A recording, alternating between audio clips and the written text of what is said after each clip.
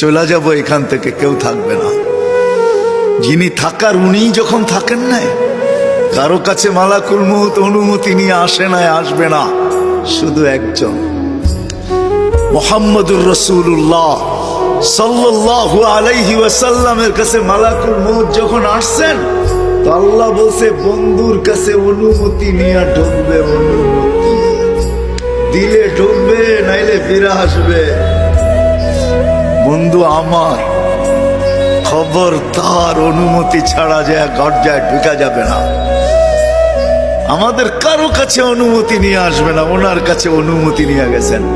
তারপরও বলছে শোনো, ঢুকার অনুমতি দিলেই কিন্তু হাত রাইখা দিবা না, আবার অনুমতি নিবা, রাখবা কি রাখবা না। বন্ধু যদি হ্যাঁ বলে তো রাইখো, যদি না বলে তো চলে আইসো। না বন্ধু আমার। কার বন্ধু? হ্যাঁ, কার বন্ধু? হাবিবুল্লাহ।